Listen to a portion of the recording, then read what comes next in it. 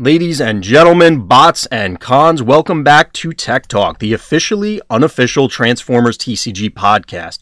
I'm joined as always by my co-host Scott of VectorSigma.info. How you doing tonight, Scott? Good. Awesome.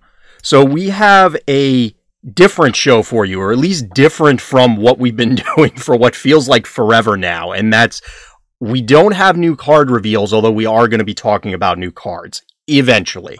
There's a few different news items, as you can see on the topic list on screen. We'll run through them real quick, just to give everybody an idea what we're going to be going over and then dive into each of them. So there's some news about Omega Supreme. There's a bunch of upcoming tournament news, both, larger as well as local.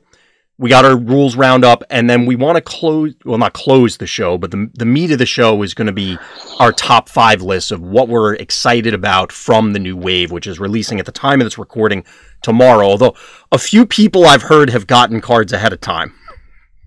Yes. A few people. And then we actually have some listener questions that we wanted to touch base on at the end of the show. So first thing up is more of a PSA. It sounds like, and myself included, few people have gotten emails from Loot Crate, and it sounds as though, unfortunately, Omega Supreme, or the Loot Crate that contains him, is a little delayed. There's a few people on Facebook and other places saying they already got it.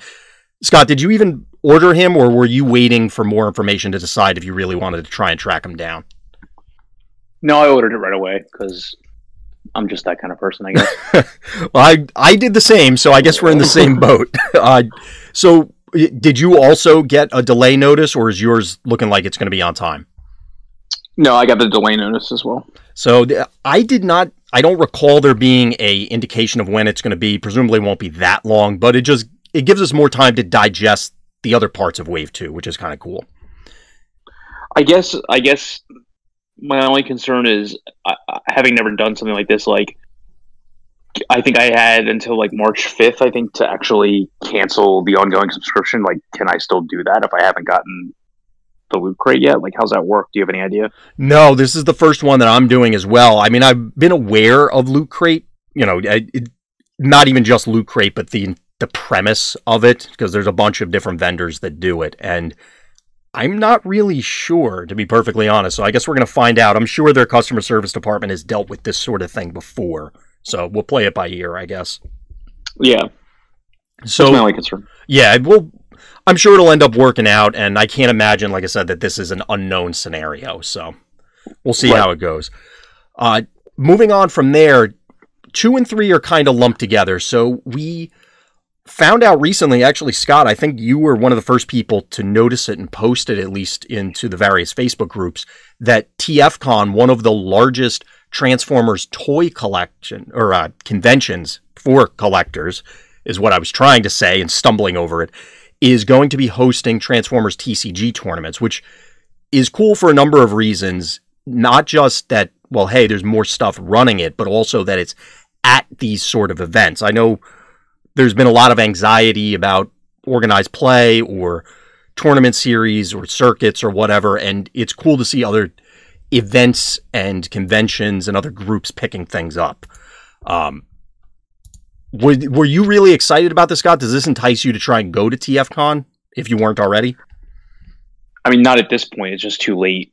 Mm-hmm. I think what excites me about it is that there is what is mostly a toy collector audience being introduced to and having the ability to play the game in a more open fashion, I guess. From what I heard from what there was at other conventions, I think there was one in somewhere else, and it was a smaller play area. So this is a much bigger area, right? From what I've been told. I just like the fact that they were actually, having events. They put it on their Facebook page and they put it on their Twitter that they were doing all this.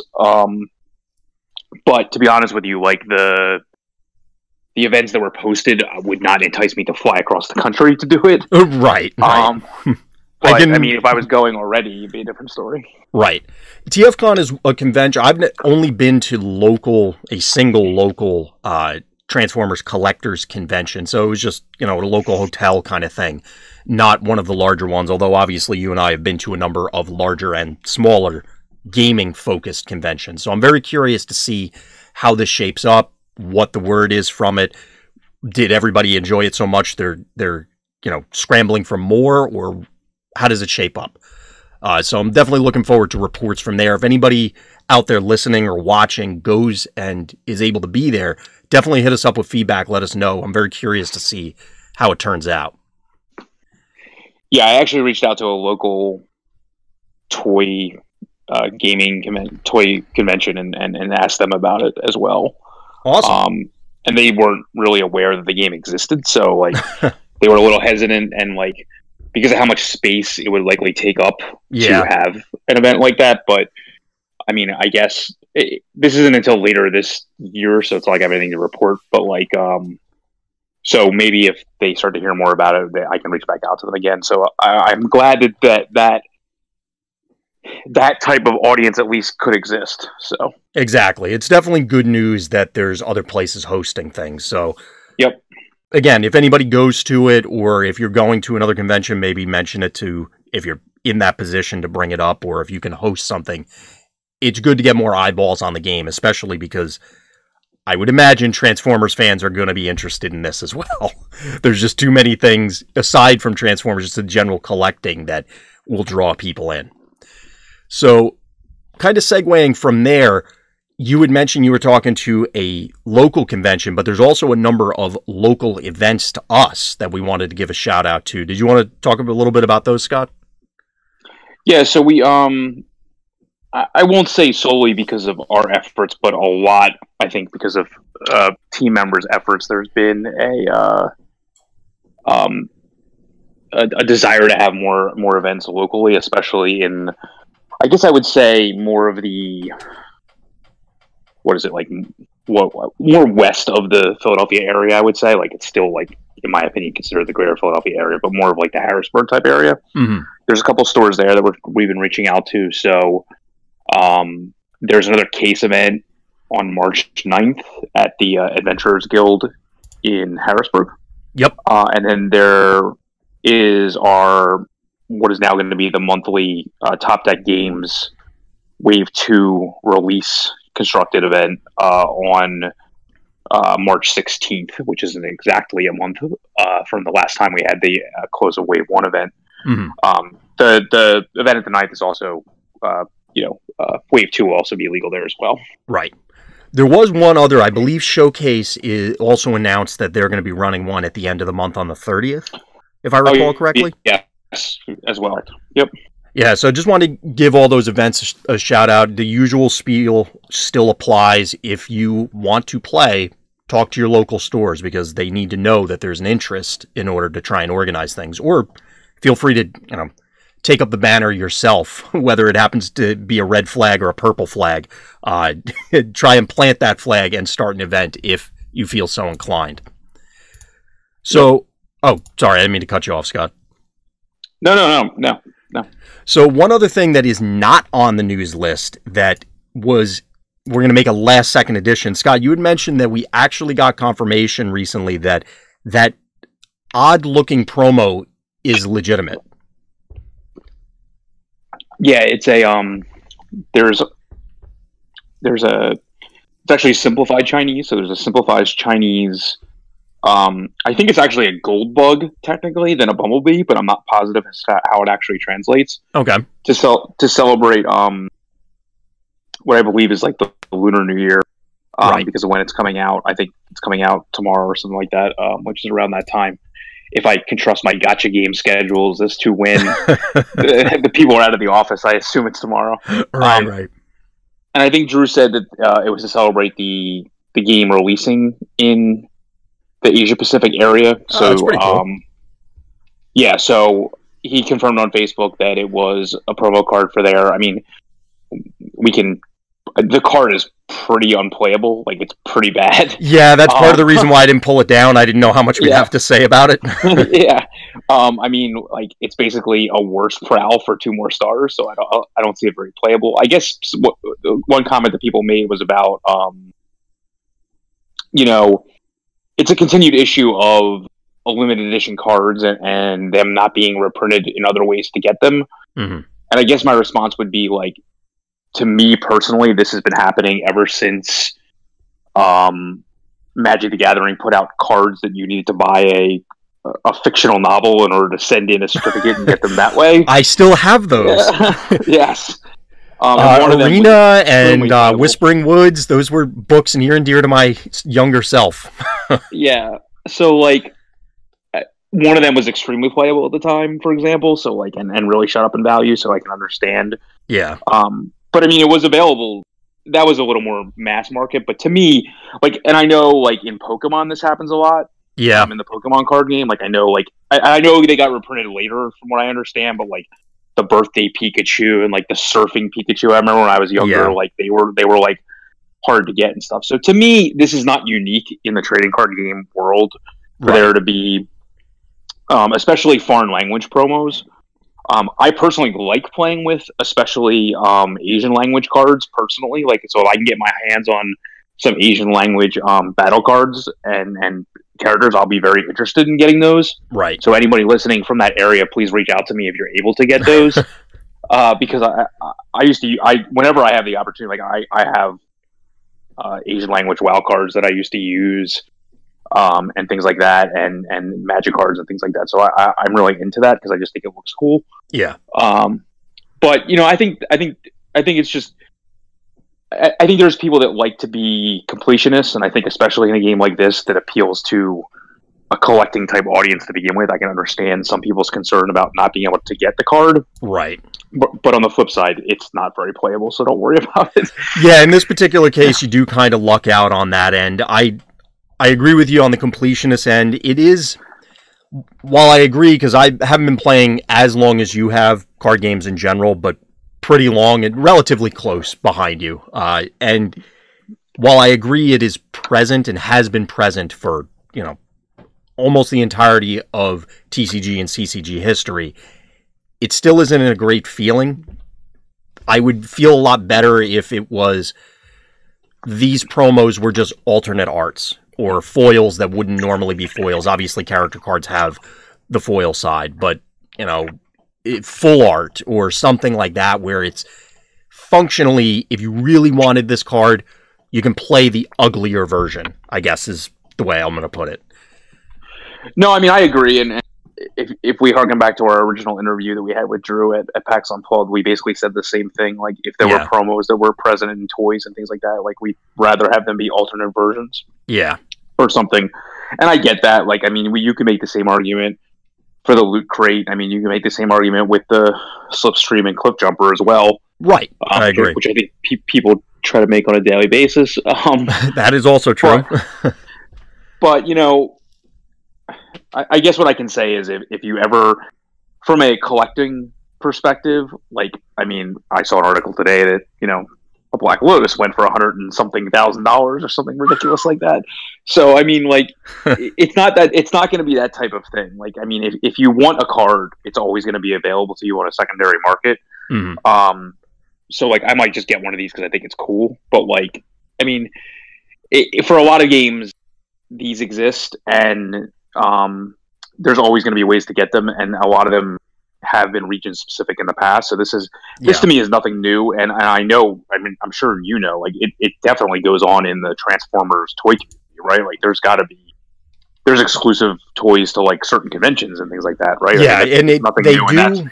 Now, it's funny because of the crossover with the collecting, that the scope of, depending on the game you play, it could be a couple $100 for building a certain deck, or a couple $100 could get you multiple decks depending on the game. Then you have certain Transformers that are pushing multiple $100 themselves. You know, it's I think a lot of people, if you take a step back when they think about these sort of things, that yes, this happens just about everywhere. It's not exclusive to card games or toys or anything else. There's always, I mean, even if my wife and I go to a baseball game, they're giving away some tchotchke thing to get you in the door. Right. So now those things are, you know, generally, you know, they're mostly worthless, but every once in a blue moon, maybe one of those things is a bobblehead of a popular player or something. You know, you never know where there's always that sort of thing. That argument, I think, will always exist. Understandably, companies are going to want to lean into that because it does create hype. It does create demand. I have faith that the way they've handled things so far, that it's not going to be absurd, I think. Yeah, I just think that this harkens to a collecting mentality, which I think is being pushed, especially from the Hasbro side of things, because I think that seems to be the way that they like to do things and like to establish value in the rarity of certain things. So, I mean, might be a little off topic, but that I think that's why you see these like loot crates, exclusive packs, things like that just go on. I'm sure it's part of it, yeah. I think that's just the way they operate. So, and it's also, I mean, one of the other pieces of it is going to be just hitting the other markets where, so like Loot Crate would be, as strange as it may seem, there may be a number of people that is their primary interaction. They just like the idea of Transformers, but maybe not be into it enough that they would know there's a card game, and therefore this would expose them to it. Just because they said, oh, well, I kind of like Transformers, I'll subscribe this month. Oh, what's this? And then that's their gateway. That kind of veers a little bit off when you're talking about this particular promo, but I'm sure there's some other parts of it that their marketing department determined this is going to be a net positive, or they wouldn't be doing it. Correct. So, moving on from that promo, which again was not on the original topic list, but it was something that was worthwhile bringing up. Number 4 on our list was the recent rules roundup, which only came out a few hours before the recording. So both Scott and I were desperately trying to digest everything. There was actually, this iteration had a lot of interesting rulings overall. And Scott and I were saying before the recording that, for me at least, every time that a new ruling comes out, even if it's an obvious one, especially obvious when you reread the cards, because there were some that I even said in our offline chat that, oh, well, this one didn't make sense to me. Then I reread the cards. And it's like, oh, well, that's obvious. I should have thought of that before. And the reason I bring it up is that it helps provide context to what Wizards is doing, how they're designing things. You're really starting to get the skeleton, or maybe some meat on the skeleton, for what a comprehensive rulebook would look like as far as phases and priorities and triggers and things along those lines. But I guess to turn it over to you, Scott, what rulings jumped out to you? Were there any that really mattered to you that you think people are going to have to be conscious of in a week or a month from now? One of them was one I asked. So I asked about there's 2 episodes ago where we talked about Dreadwing and I Still Function, thinking that it worked one way, and that was reversed. Then the next episode, when they made the ruling that it did not work the way we thought it did. Right. So I asked if that was then the case for any combiner. If you I Still Function back any piece of the combiner and then, merge through the Enigma, through a ability to play an extra action type situation, how would that occur? And the answer is, would it just lose a body part?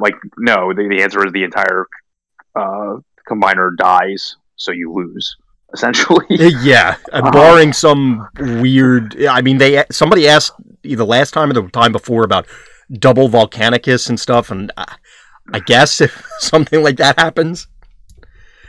Yeah, I guess if it's not somehow your original combiner in some way, shape, or form, so I think that's the only way you can do that. But right, or I guess technically, if Dreadwing dies, you still have 9 stars worth of stuff to do. So also true. That's also that situation. But so yeah, if you combine, if you use I Still Function and the Enigma at the same turn on one of the 25-star combiners or one of the Sentinels or something like that, the whole combiner will have to be destroyed in a turn. So. The point is, I Still Function does not put on a state-based effect on the character card, which then gets removed when either it does put a state-based effect and it does not get removed because technically the limb of the combiner that you're forming is still the same actual character. So that could be one part of the ruling, or I Still Function does not put a state-based effect on the actual card itself. So it's there regardless. It's not a if somehow there was a card that allowed a character card to phase out or something like that. Like, it would not fall off in that situation then either. So you're saying if we ever hypothetically get something that turns Megatron into Galvatron? Yeah. Something that, like, right, like, it would still not, like, it would still be the same original character, assuming it's not a state-based effect. It's a permanent effect that gets put, like, a quote-unquote permanent effect that gets put on the card to end a turn. So. Yeah. And that, I think that is probably the most important one out of this batch, the I Still Function configuration for how it interacts with combiners.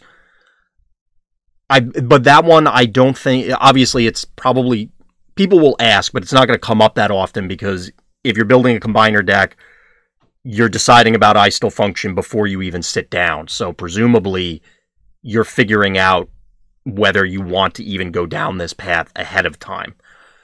So it's definitely important to know. I don't imagine past the first couple of weeks that it will come up a lot as a, hey, Judge, what happens that I did this sort of thing. Yeah, I agree. As opposed to some of these other ones, which one of the other notable ones, well, there were two relating to Steamroll, one with Motormaster and one with Grimlock. Again, you'd expect that these are the cards you're bringing, you would know these, but I could definitely see this question getting asked by a lot of opponents when it gets played, assuming you're playing Steamroll with Grimlock, since it doesn't work. Or at least not work the way everybody, I guess, was hoping that it would work. It doesn't stack, is the point. So, exactly. Which is what I assumed. Right. I don't think it changes the power level of the card at all. No. I still think it's a powerful card. Yeah, we're going to talk about that one later, because that's on my list. And then the Motormaster ruling is basically just, I never really thought of, whenever I thought about Motormaster's ability, I always just assumed direct damage, but I guess I never really thought of the fact that, like, you know, like Metroplex's ability or Steamroll type over, you know, trample damage, or Grimlock type trample damage is also damage, quote, outside of combat. So it would prevent that. It would have to be placed onto Motormaster first as well. So I guess I just didn't think about it, but, like, those are clearly non-combat damage abilities, or combat. It's non-combat damage, so I can see why it would fall into that. I just never really thought of it that way, but it does definitely make sense. Yeah.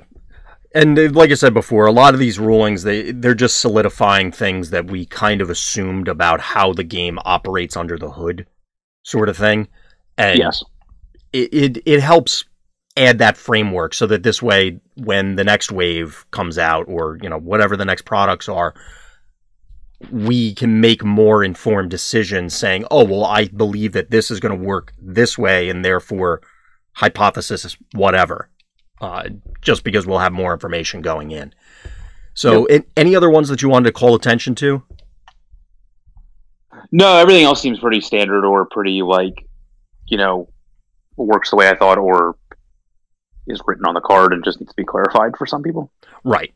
Yeah, it is something that's come up in a number of these, that I appreciate that they are doing the deeper dive ones, and then also having some, for lack of a better way to describe it, cursory level questions of, well, we just spent a while talking about it, that there's a lot of people that they haven't played card games for as many years as we have. This may be the first time that they're looking at cards that didn't have aces and kings on them. So I appreciate that they're examining all angles, I guess, is the way to put it. So with that, we kind of closed out the major news items since our last recording. So what we're going to pull up is actually the battle cards. So what we wanted to do was to just preface everything. Scott and I had offline after the last few recordings, and we had the full spoiler. We talked about, well, what do we want to do before we really dive into things, start really testing things? And we came to the conclusion of, let's do a top 5 list of characters and battle cards. What ended up happening is that Scott and I had almost identical lists. So I kind of cheated a little bit and said, okay, well, we'll talk about the ones we're most excited about and stretch it a little bit, just so it's not identical lists. Now, what you'll see up on screen, we're starting with the battle card. So for me, it's Marksmanship, Confidence, and Swindled. I'm kind of lumping together. Steamroll, Field Communicator, and Leap of Faith. Whereas Scott, you had Confidence, Swindled, Field Communicator, Mining Pick, Reckless Charge, and Marksmanship. These aren't in order. It's just going to rotate on screen as we're going through it. So let me turn it over to you, Scott, since I'm preface everything. Do you have a number one out of that list, or are these all like they're so close it's tough to call? They all form different functions. And I guess I'll just say that these to me are the ones that I feel are going to see the most universal play, but may not be. I guess the one that was left off was the defensive plan card, which I think there were certain cards we left off that were powerful in their that are like absolutely necessary for the decks they're going to be in, but I'm not sure how much universal use they're going to see. Right. Whereas I tried to keep my list to cards I figured were going to show up in the most competitive lists.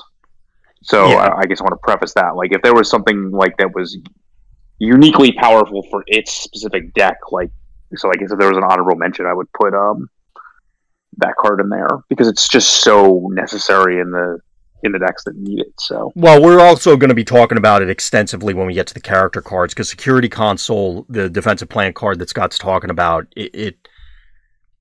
I'm not sure some of the decks could function. Well, I'm going to put it out there, at least in my opinion, I don't think those decks would function at all with that card without that card if it didn't exist. Right, exactly. So, like Scott was saying, I think we're going to end up talking about those cards anyway as we start diving into shells for some of these.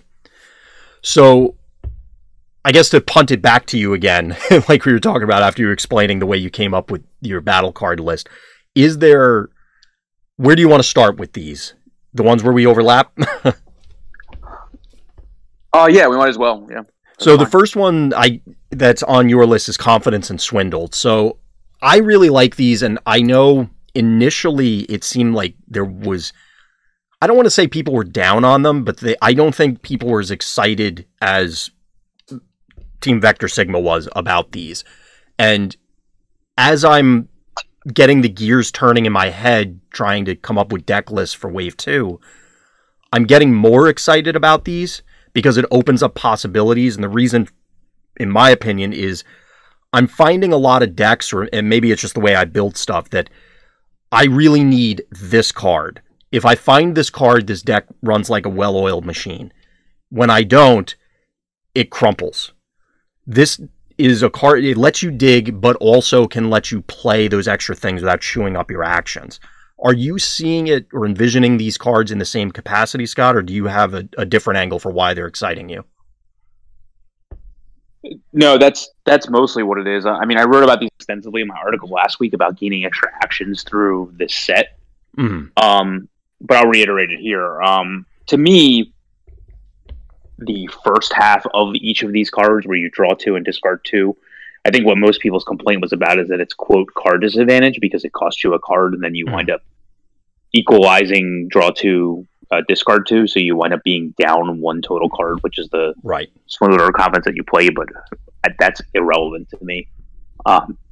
Because as I've said numerous times, what's most important is that you're able to play what you want when you want it, as opposed to pure number of cards that are in your hand during any phase of the game. The question comes down to, like, to me, drawing 2 and discarding 2 is almost worth a card. When you throw on there a colored pip, it's almost worth a full card. I mean, obviously the comparisons are Inspiring Leadership, which is draw 3, discard 1, which is better, and I guess what's it called? Drawing a blank. I'm not sure which one you're reaching for. The draw 2, put 1 on top. Oh, Incoming Transmission? Yeah, Incoming Transmission. Right. So, yeah. It's almost Incoming Transmission, except for Incoming Transmission also helps you during the combat step, and Inspiring Leadership digs you 1 card deeper, and is blue, which is typically most blue decks are where you want to be taking the time to do these types of actions, so it fits more naturally. I would say the only negative about Confidence and Swindle is they're both orange. Yeah, I was going to point that out. But, I mean, you couldn't have them, I guess, not be orange. But, I mean, you couldn't have them both be, like, one be one color, one be the other. But I think if they were white, they would people would be more hyped on them, but I don't see it as that big of a deal. I played orange cards in my blue decks before. Right. So to me, this simulates a lot of why I play Treasure Hunt in every single one of my decks. Is I use my, and I coined the term before, like the phases. So like I use my play and action card phase to smooth out my play and upgrade phase through playing Treasure Hunt. So I can get away with playing less upgrades that are actually impactful. Even, some decks I had to play enough upgrades just for the heck of it to make sure I could do things on both phases of the turn, but you can play less number of impactful upgrades because you have more of a chance to get them with Treasure Hunt. Right. So to me, the draw 2, discard 2 simulates closest to that ability. Obviously, Treasure Hunt can draw you more, can get you pure card advantage, is more important now with the number of plan effects, especially offensively, with like getting extra copies of the double armor and things like that you're going to want to pitch, or handheld blaster on the defensive side if you're playing the defensive card. Right. But it still simulates that type of effect where you're using the action card phase to smooth out your upgrade phase, and that's before you even take into consideration that confidence lets you immediately play another action card. So if you are digging further and getting to an action card you want, it's getting you right there. Right. And Swindle allows you to play an extra upgrade, so it's just at worst, it's just a new designs. Right. So like that card should never see play again in any fully Decepticon deck, because this just does that and does more. Exactly. Yeah. So one of the things that, because I've seen some people, to one of the negatives that you brought up earlier, that it's not just card disadvantage, but I've seen some people bring up that, well, it's bad off the top and Brainstorm's bad off the top. When I say off the top, I mean you have no cards in hand, you draw it. This immediately becomes live the following turn, because then you could, pitch the other card that you drew if it's not what you wanted, and it's digging you closer, like Scott was describing, to things you needed. To elaborate on something that you would want, because we could be talking about hypothetical Wave 2 decks, but to give people something concrete, at what point does Dinobots not want to see Dino Chomp? Or at what point would a card deck not want to see turbo boosters or start your engines or, whatever? These are the things that make the decks work. And part of the clunkiness in Wave 1 playing some of those decks is, yeah, they're great when you see them. But Scott, you've mentioned it a whole bunch of times that when you don't see the tribal cards for your deck or whatever the thing is that you want to find, it feels like you're playing a really good sealed deck. And that's probably not going to cut it against another tournament caliber build. The smoothing out of the draws, which doesn't sound significant or may not sound significant to people out there listening or watching, is huge, because these cards are that power level. If you could run 6 Dino Chomps, you probably would, especially if 3 of them were orange. You want to see these cards all the time, whatever your deck is, and the limitation of playing all Autobots or all Decepticons is, in my opinion, basically nothing. Like, there are very few fringe cases where it'll matter, but for the most part, I don't care. Like, has that come up at all for you, Scott? Like, do you care even remotely that it requires a faction? I care because, in my opinion, certain star cost characters are best even after Rise of the Combiners. I still like some of them that are off faction better. If I had the option to play them, right, I would play them. My deck list that I'm building now are on faction completely because of these cards. Mm-hmm. So I guess it's like I'm letting the characters dictate. I'm letting the battle cards dictate which characters I'm going to use, because that's how powerful I feel these are. Right. I guess, I phrased that poorly. It's more, I don't feel that it's I agree with you, yes. There are certain star cost slots where we just don't have a large quantity of characters, and it is a problem. But for the most part, I don't think you're giving up that much power level in order to gain access to this. Like, the trade-off is worthwhile. And I think it gets helped a lot actually when the Constructicons come out, because there's certain decks I've been building or just have 4 stars left over, and it's like I can only run a Metroplex piece, and if it's a Decepticon deck, then I can't run Swindle. So it's like, now what the heck do I do? Yeah. So it's like there's been situations like that I can see, but in general, it's not that big of a deal. Like, I think these are powerful enough to force you to go in that direction or want you to go in that direction. I agree. I think players just undervalue, like I said, using one phase to influence the other, and I just think that's just a magical Christmas land scenario to me. Like, that's why you see so many decks that have Brainstorm in them, and they're not decks that I play, because they're just these scenarios where you constantly have hands full of cards, and you constantly have hands where you're always able to do exactly what you want to do. And I just think that's unrealistic in any card game. And if you have the opportunity to use one part of the turn to improve the other and still gain some kind of, like, especially in the sense of like confidence, because you're getting the action immediately back. It's a little bit different with Swindle, but it's different which can be in a better way, especially in the early game, in my opinion. Right. Yeah, early game especially, I think. Right, especially when going second on that first turn, for example. Yeah. So you can set up some mean things. Yeah. So I don't know.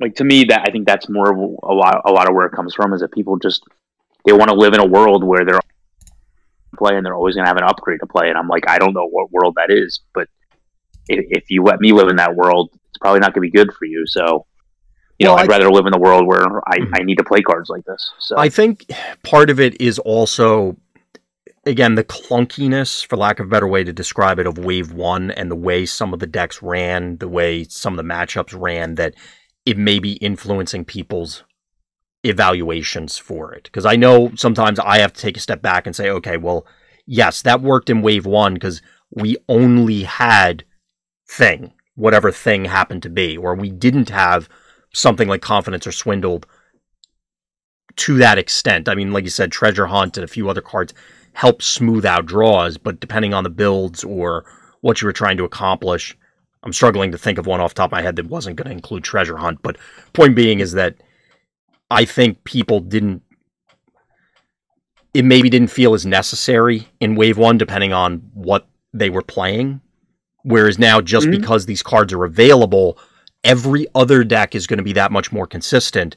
So now it pushes you to include these cards to be more consistent, because that clunkiness is just not going to cut it anymore. Agreed. So, did you have anything else you wanted to throw in on those before we move on to Field Communicator? No, I might have made some additional points in my article last week, so just check that out. Yeah. So Field Communicator is another one that has ended up on both of our lists. I really like this card. It feels on the surface that it's a random, it's the top card of your deck. It's got to be random. How good can it be? But the utility slot is both a weird one. It's a white pip, which also makes it a little weird. But there's a lot of new specialists and a lot of new specialists that you want to include kind of anyway. You don't have to like really go out of your way to get a specialist. You had options before, obviously. Decepticons could run Flame War. Autobots had access to Wheeljack. You could mix and match things, because that was prior to Swindled and Confidence, like we were just talking about. But Field Communicator feels as though it opens up a lot of things. Is there a specific deck you have in mind, Scott, where this is going to find a home, or is this showing up in everything for you? This has showed up in everything so far, because the decks I have on paper tend to be specialist focused or specialist heavy, I guess you could say. Okay. I mean, I do that with Wheeljack. Just about every list either has Wheeljack or Flame War or both. And it's just like, oh, well, I guess this works. I mean, this is another one where I laid heavily in my, or not the math, but like the theory heavily in my article last week. Mm-hmm. You just don't want to be in a situation where all you're basically doing with your upgrader for the turn is getting +1 attack and not good enough card off the top. But at the same time, like, now that we have the entire set revealed, the options like incoming transmission still remains the best quote unquote plan card that there can be. Right. When you're doing it for this purpose, so like not when you're doing it for pure attack or pure defense, but when you're doing it to actually play the card off the top, which, you know, is your field communicator and your wind blade type situations. Otherwise, you're basically just saying a lot of times what's going to wind up just happening is that you're getting a pseudo brainstorm effect or a pseudo new design effect, like, and you're getting the other half of the card as like why you play the card. I guess I'll use an example to explain it. Like if you play incoming transmission, draw 2 cards, put 1 back on top. You either already have a field communicator in your hand, or you draw it off the incoming transmission. Whatever card you put on top is what you're going to play off of the field communicator. So you know what you're going to be playing. So really, all incoming did for you there was simulate drawing 2 cards. Now, is putting the card on top positive? Like if you put a double orange on top, obviously yes. Right. But what I think this opens up is that this allows you to play incoming transmission in a defensive blue deck because you're using it specifically to power out field communicator, which is not insignificant. Right. And then the card, in all likelihood, is going to remain blue anyway because that's how most of your deck is set up. So to me, it opens up a lot of options that way. You're losing part of the value of incoming transmission technically but you know exactly what you're going to be getting off the top from field communicator. So that obviously has value. The draw 1, plan 1 is similar. What's it called? Secret Dealings, I think. Yes. So that's similar. Like it's just that it's again maximizing what you're getting out of field communicator as opposed to improving your combat step, which is not insignificant that you're not getting that value more. I mean, that's especially if you have a handful of double oranges that you don't really want to play. Like that's not insignificant. But in more controlling type decks where you're not so concerned with the number of oranges that are on top, that's not a big deal at all. Right. So if you're not playing those cards, and I can't imagine you wouldn't be in one of these situations, just because how ubiquitous, especially incoming transmission is, especially in orange decks. Right. But now could be in this situation as well. I still think getting any random card off the top is going to be more advantageous than like a brainstorm or a new designs because the card is not in your hand to start with. Well, and that's exactly it. The fact that you don't need to waste time finding a way to get it into your hand, whether it's another card draw effect or it's, just taking your turn. Or, well, now we have a lot more options as far as characters that draw cards as well. But leaving all those aside, because it's not coming from your hand, I think it adds a lot of value. Plus, if any card in your deck that you were going to run anyway now says it also gives a permanent +1 to something, you're obviously more happy about that. It just... Right. As we start out with, okay, let me put it this way. I wanted to, coming in when we were talking about how we were going to do the show, talk about, here's a rough idea for what a deck would look like with these cards. But as Scott was saying, it turns out that you just, I have specialists a lot across a number of different builds. And then it's, okay, well, why not start with 3 field communicators? And short of hitting the double pips, just about everything else in your deck you're going to be happy about playing. I have had some scenarios where I'm mapping it out in my head and I'm like, well, I guess I don't really want to play an Energon Axe on the thing that's damaged because of the way stuff works out. But more often than not, I feel you can just engineer a scenario where it's fine. Whatever the card is, you're playing good cards anyway. And since Wheeljack and Flame War and then all the new inbound specialists are so playable, it's not, again, just like Confidence and Swindled, yes, there's a cost to playing it, but it's not enough to discourage me from wanting to run these. No, it has extra value, especially on like Wheeljack, that allows you to draw and discard a card as well. So exactly. And maybe that's influencing my decision because every time I play anything on Wheeljack, it's like, I get to dig more cards. I get to, by the way, play something else and make him more impressive. But I don't know. I feel like we're going to see a lot of field communicators. It's not... I don't think you're playing a deck because of field communicator, but it's going to improve anything that it's in. I agree. So the only other overlapping card that we had aside from that is Marksmanship, which I feel wasn't really hyped either. Was that what your general sense of what the community was looking at, Scott, or did you see a bunch of people that I missed that were real excited about it? No, I don't think it was super hype, but it came out when like all those cards were released at once, so I think that's part of the issue.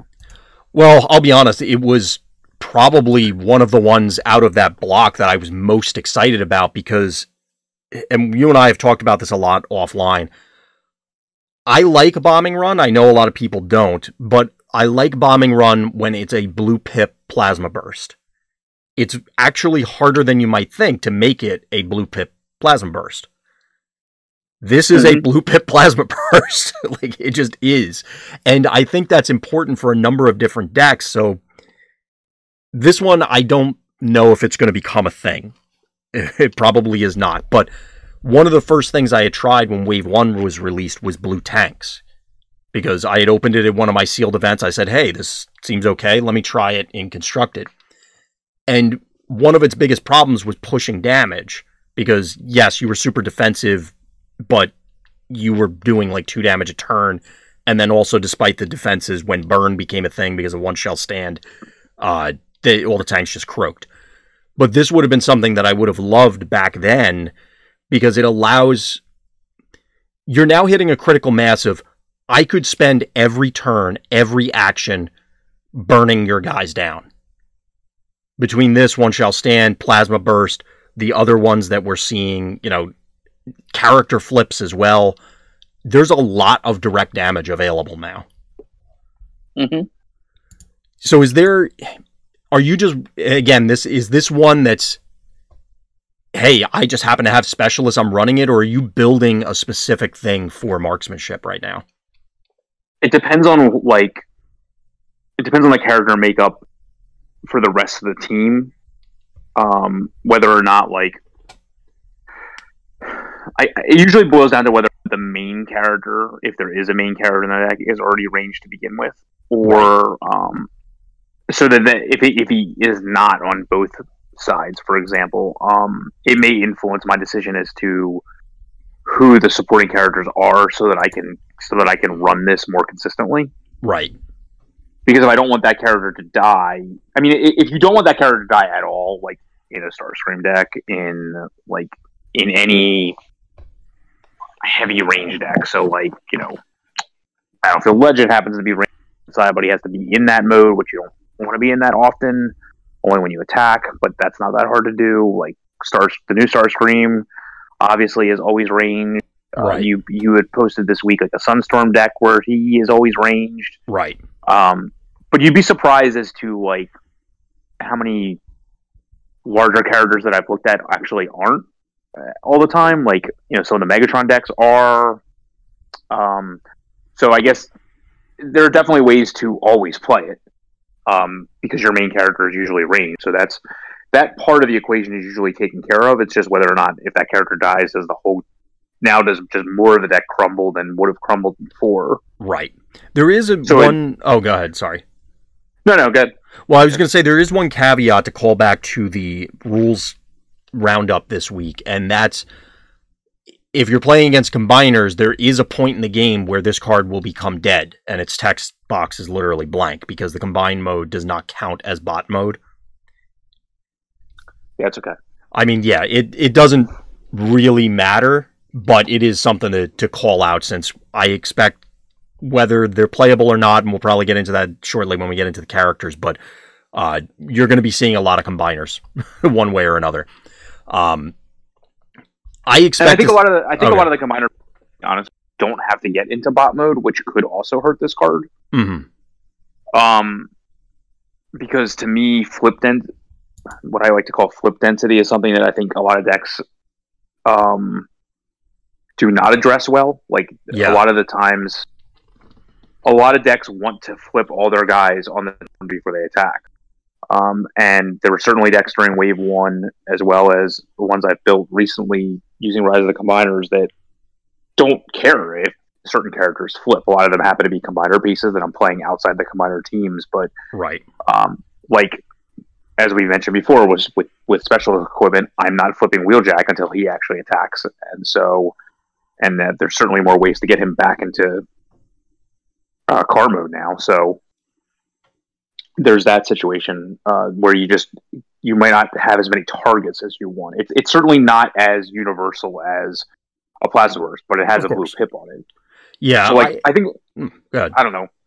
I guess the main thing is I'm not running damage card in any deck I've built. I still always have, usually always have one shell stand on my deck as it is. But I mean, I think if you have at least, I would say like 1.5, and I mean like in one mode, range characters in your deck at all times, I think this should always see like play as like a 2 or 3 of in every deck. Right. For me, a lot of things that I'm sketching out right now both meet that criteria as well as they want to be blue anyway, whether it's a number of different combiner builds. So, for example, aerial bots, a lot of them are ranged. The combined mode itself is ranged. And I'm trying out with a bluer shell to try and minimize the damage on them. There are a bunch of other ones.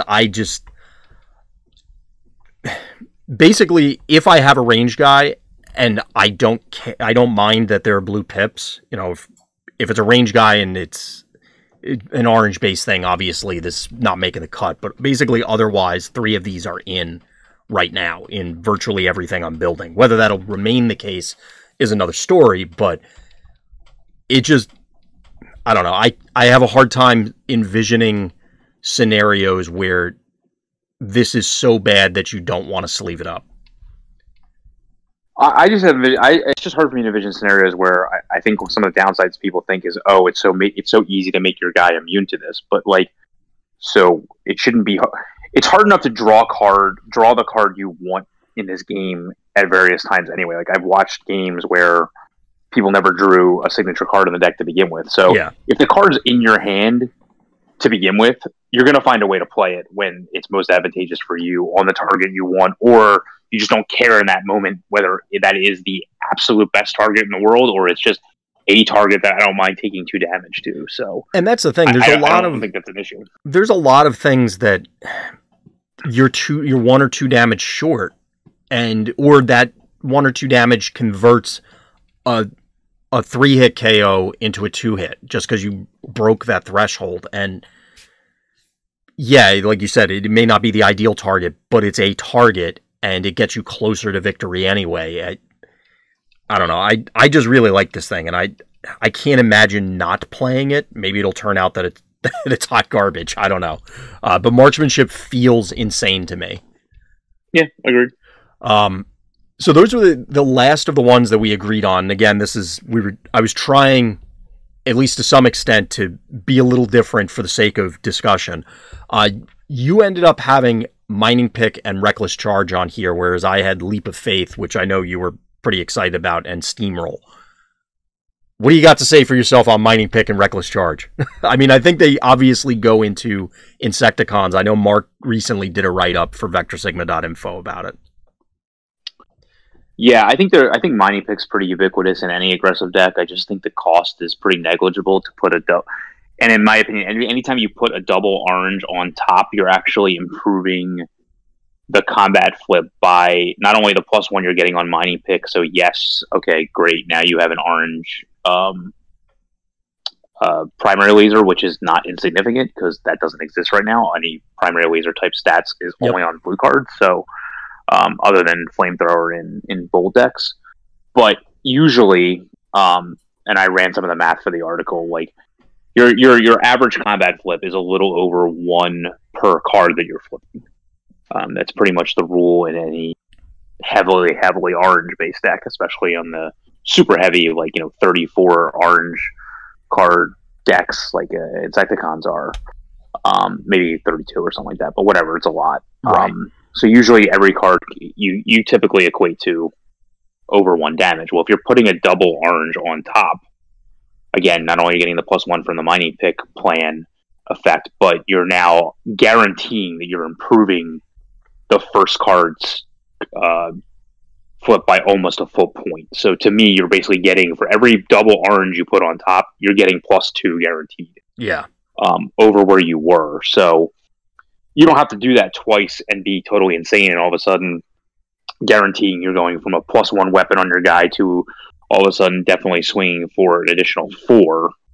Again, because you have to assume the first 2 cards will be single orange anyway, so I'm not counting them as double orange. But, of course. So you're basically going like in one turn from a +1 weapon and flipping over 2 oranges to a +3 weapon and flipping over 2 double oranges. Like, that's huge. Yeah, the math, I mean, it's obvious the math favors it. Like you said, primary laser does not exist as an orange card. I guess the question I would ask you is this, and I know where some of the answers are going to be because it's kind of a spoiler for a later section, but do you envision this showing up outside of those heavily orange builds? Yeah, there's 2 specific decks that need it, so... We're going to get into those probably shortly. And I'm sure you already have some write-ups in mind as you actually try them out. I don't want to go that far. We'll cover it when we get there. But actually, only one of them really needs it because of the way that the card works. But right, one of them really needs it, but one of the other one really doesn't that much. Well, it definitely doesn't hurt. But we won't be coy about it. We'll get into that one in a few minutes. It's mining pick feels like this standout for a lot of things, which is funny because I even mentioned offline that for some reason I personally have a mental block about it. I'm writing deck lists and I'm like, I'm forgetting something. What am I forgetting? And inevitably it's always mining pick, which is ridiculous because the card is bonkers. And it doesn't, I think the thing that sells it for me in a lot of scenarios, or maybe not a lot, but is that you can get the consistent advantage of, oh, well, I drew a card. I don't actually want to play that card this turn. I'll just stick it on top and then run in and get the boost. Or you can randomly have, oops, I win turns. Like you said, of, oh, well, I'm holding 2 improvised shields. I drew mining pick. Get in there. And then you just crush somebody. It does enough for the decks, like every deck that wants it. So I guess that it really fits in the theme of your list, which is we're going to see these cards. Yeah, what I also really he gives so much more value to Treasure Hunt because the worst part of Treasure Hunt in Wave 1 was getting the handheld blaster or improvised shield in your hand now. It was like, oh, I have a blank now. Like, the only advantage was if you put incoming transmission in an orange deck, now you have an out to put it back on top. Well, this gives you that out especially for improvised shield tremendously. Absolutely. So that's what I like about it.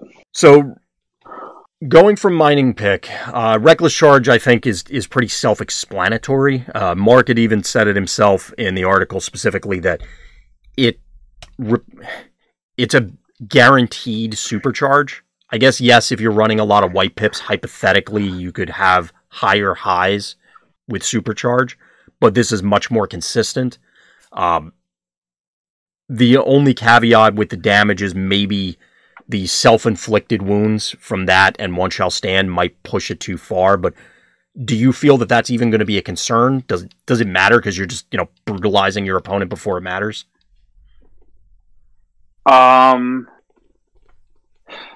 I guess if you play multiples, I guess it just depends on how many you draw.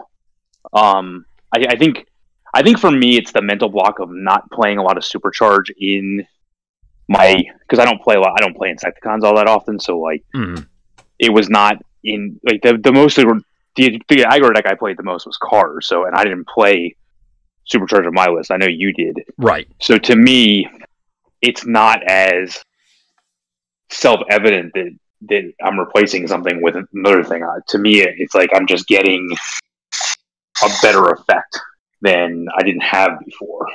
Gotcha. So to me, I'm getting an orange leap into battle as far as I'm concerned. Right. No, that makes sense. the damage back is not insignificant. Like, don't get me wrong. You know, you are doing a sizable chunk of damage back to your own character, but there are definitely situations like anybody that can multi-attack, anybody that can, you know, trample over, spread damage type of situation. Yeah. I mean, the card just increases in incremental value when you other ways of doing that damage. So my only, I guess my negative about it, to be the fly in the ointment for a moment, is in the comparison to Supercharge. I don't know, and I just actually don't know how often Supercharge is 3. So if we assume Supercharge is 3, Reckless Charge is 4, how often does that matter? Because where I'm going with this is compared to, say, One Shall Stand, which is going to guarantee that damage on there, this is forcing you into a combat step, and as a result, you know, their actual flips, their armors, their defense all play in. Obviously, 4 being greater than 3, you would think that would matter, but if you're, say, Insecticons, your barrage is already hitting for 12, do you need to be at 13? I don't know where those breakpoints are, and the reason I brought up One Shall Stand is because of that, like you said, not insignificant self-damage that is... I don't know if you can play both. Like, is that just going to hammer the crap out of the bugs? Because now they can all basically be one-shot if they couldn't before. I'm not sure how that plays out yet. Well, I think that's part of the issue is you don't care, especially in that deck, damaging your own guys, because like you said, anybody's going to kill them anyway. So I don't think it matters in that situation. It may matter in other situations, like in cars or something like that, but I don't think it'll matter there. Personally. Well, it depends on whether it shapes up that everything could always one-shot the bug on the back end. Like, if they could have done it regardless of whether you did the damage, but if now you're enabling that one shot, it's decreasing the amount of turns it's going to take your opponent to get there. Again, like, I get the concept. I don't care that much about the self-damage. It's obviously an aggro deck. I just don't know if it's enough self-damage running 6 things that deal 3 to your own guys that now it changes play patterns, I guess. Like you said, it's going to matter how many you draw. I think all it would do is allow you, which you wouldn't normally do in this situation, to put a weapon on a guy you weren't going to attack with anyway, because your target already has enough damage where you're going to kill it anyway. Right. So, like, I guess, like, you'd be playing oddly by putting a weapon on a guy that may never be used. Yeah. So, like, it may open up the ability to play more utilities or armor more effectively, like, than you'd want to. So, I guess, but I don't think it's gonna. I think the number of scenarios where that's going to matter, most people aren't going to understand anyway. So I don't mean think it's that big of a deal. When I'm saying different play patterns, I don't mean like the bug player is now going to do something. So does it change your opponent's attacks into you now that your guys? So say Flame War, who is never going to one shot a bug. Now I mean, the only thing off the top of my head is if she had an Energon Axe or a Leap or something, and now she's at 6, and this makes it 9, which all of them would survive anyway. But, you know, that hypothetical scenario that it's Flame War plus thing now gets her there. Is that coming up enough because you're doing enough self-damage that now you've changed the average combat scenario? I don't think that would be the case. And obviously you could just, you know, not play it and not walk into it. That's the only, like I said, I'm trying to play devil's advocate for the sake of it.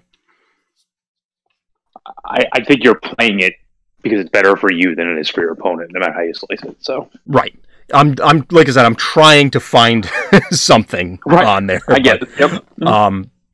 So that was the entirety of the, well, not the entirety, but the 5 that you had sent me before, ignoring the honorable mentions.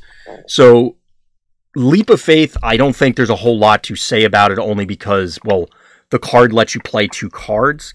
I'm most excited about it simply because I want to see if they're, and I've already tried this when the Sunstorm article that I wrote with Universal Network Access, trying to actively go below 25 stars, like consciously do it, not just, oops, well, I only make it to 24, or oops, I only make it to 23.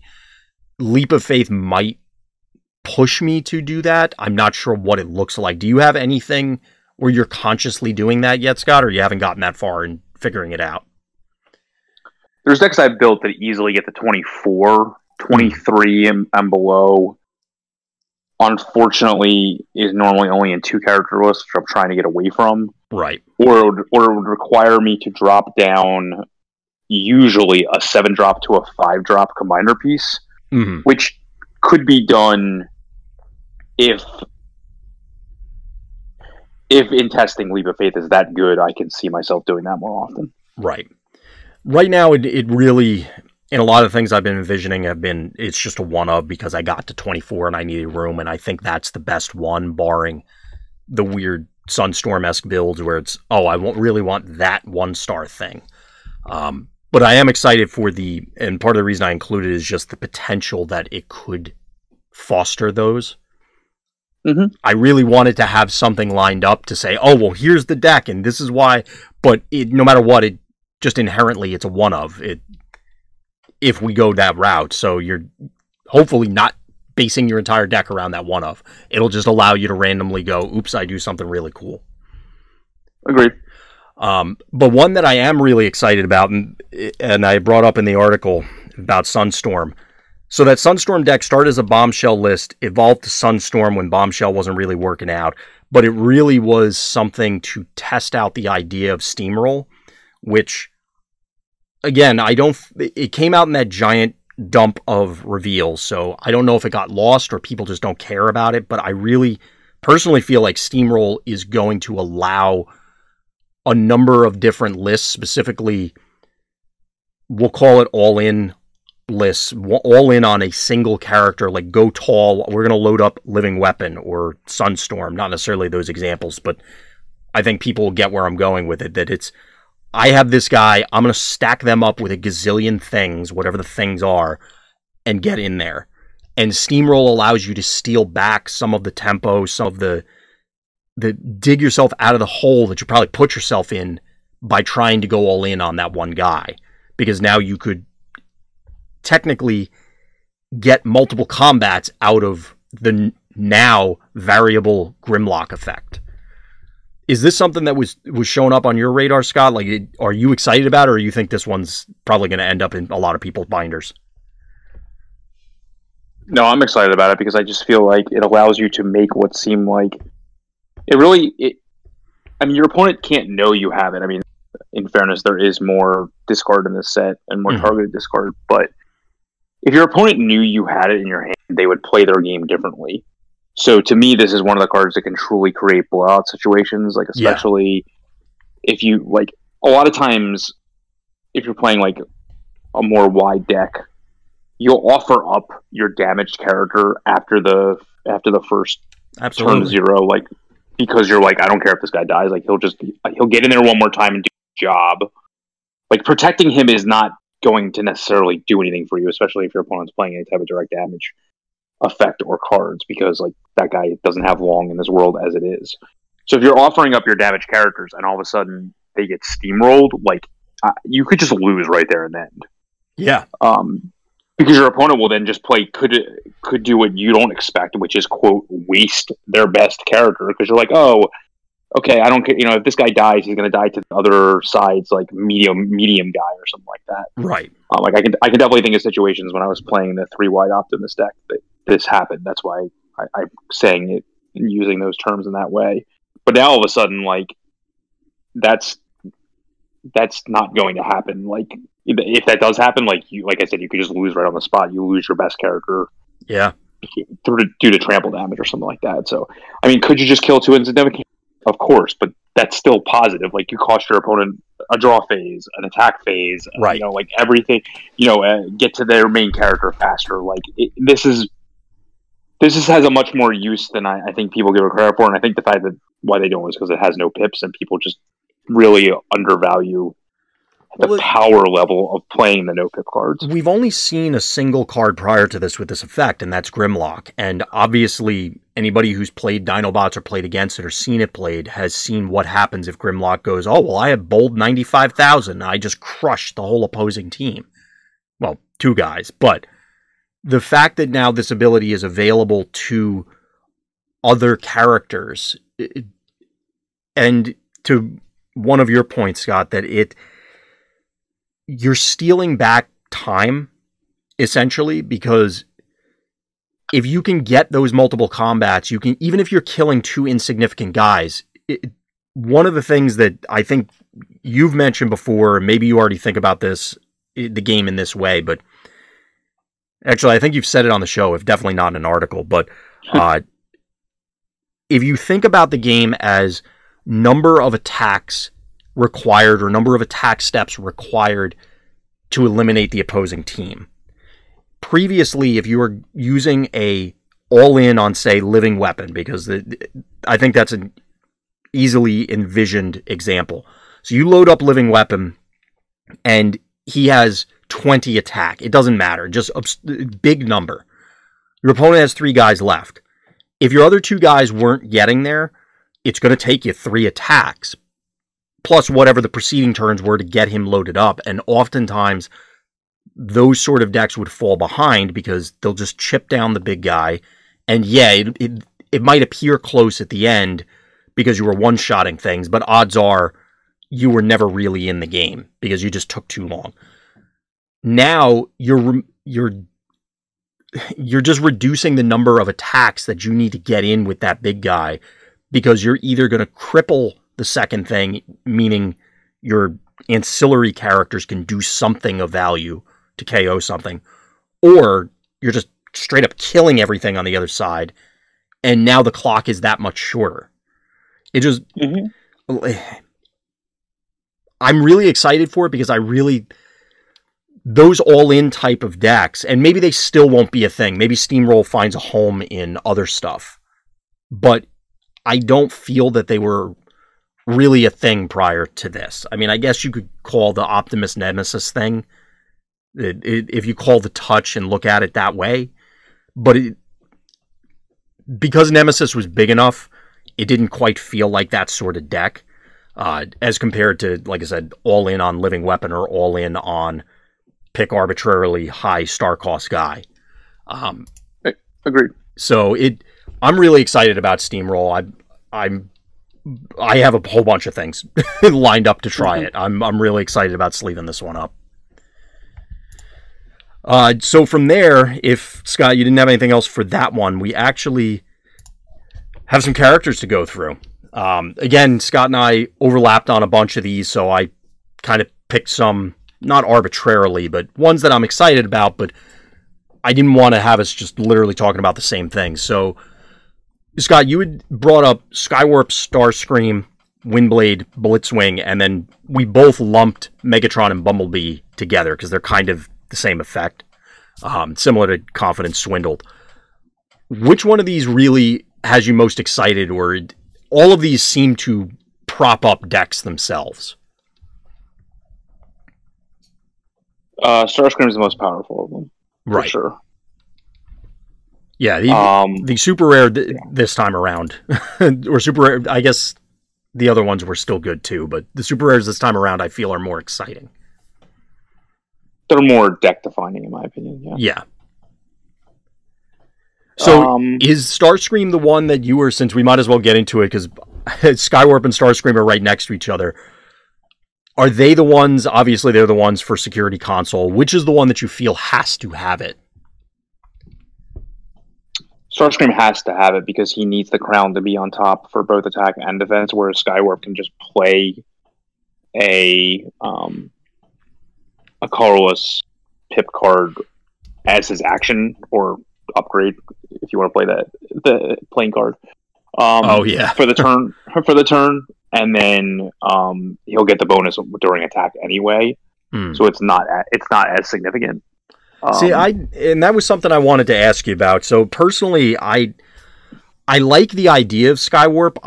And you're the math guy, so you tell me if I'm way off base. But it feels like defensively, he doesn't have enough going on because of the low stats, and then the requirement for the pips. That if you don't have that security console, he's just too fragile. Is that not the case? Have you already done crunching all the numbers? No, that's the case. But, okay. I mean, the fact that he costs 10 and not 13, like these other characters that are centerpieces of their deck, means that you can play another 10 cost character or another, high 8, 9, 10 cost character that's also going to put in work. Right. So you're not as all in, and I run these colorless cards in most of my decks anyway. So like I'm not running like some insane number of colorless cards just to make sure that he always flips one naturally. Like I'm totally building for having security console or having, I guess just always having security console. So like I'm playing treasure hunts in my deck, I'm playing swindle in my decks, things like that to make sure I get it. So I mean, I guess you can run reinforced plating or right. Sparring gear, the new reinforced plating, to try and dig a little bit deeper. Right. And he's a specialist, for example, so you can play various, ways to get, field communicator into these cards, try to draw more cards, things like that. So like, yep. It's just not to me, it's not as big of a deal to, I mean, my plan is not to attack with him till last to give me the most number of chances to hit these things. And so, and keep him safe as long as possible. But if you don't have the defensive plan options, sure, he might just get one-shotted. Like, it is what it is. There's not much you can do. I mean, that if a big character doesn't have armor, period, they could just lose also. So, Right. Well, I mean, to an extent, he does have double-digit health, but most of the other ones that are the centerpieces do offer something on the back end aside from just a big health block. So it's...